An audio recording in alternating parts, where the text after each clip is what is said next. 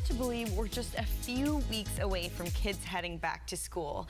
And here to walk us through what parents need to know to make sure their little ones are ready is pediatrician Dr. Kristen Strange from Avance Care Matthews. Thank you so much for being here with us today. Thank you for having me, Mia. Thank you. So let's walk through some of the things that we need to talk about today. One of them is that COVID is still out there. Are there ways that we can go into the school year prepared to keep our kids from getting sick? Right. So that's a very good question, and I think it's something that we've been battling for a while, and we can use a lot of data and things that have happened all over the country and the world on what are some things that we can do. And so the number one is that since the majority of children have already had some version of COVID, the natural immunity is working really well for them. And in general, the children that I've seen with COVID since the beginning have not been that sick in general, and for especially the healthy ones.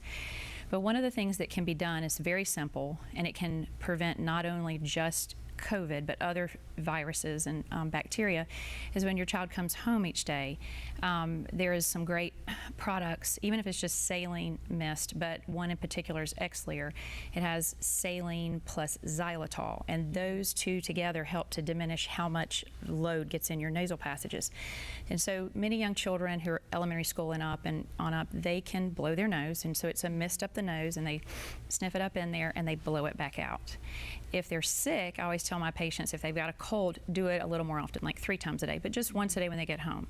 And then if they're old enough to swish, gargle, and spit, they can take either plain Listerine, full strength, or they can get diluted povidone iodine or diluted hydrogen peroxide.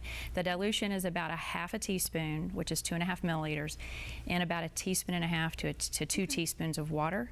And they swish, gargle, and spit for about 15 to 30 seconds, spit it out, and you will decrease. You might get a little sick, but you can decrease how much. And okay. So very nice. Well, sleep and nutrition also play a huge role, right? Right. And so those two things right there, the sleep is so paramount to how a child can focus during the day. And so it's really important that their sleep is not interfered with electronic devices, TV, a sleep machine or a white noise, some instrumental music is fine for just a small amount of time. But the quality and quantity of sleep is so important. It also can prevent a lot of mental health issues like anxiety, depression when somebody is getting a good night's sleep.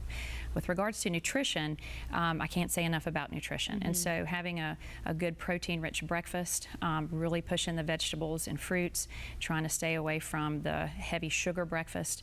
Some children just don't want to eat breakfast in the morning, teens, and so sometimes it's good to at least get a protein bar, or even help them come up with ideas to make their own fruit smoothies or vegetable and fruit smoothies. Great. So. Well, let's talk about kids that are in sports. How do we keep them healthy?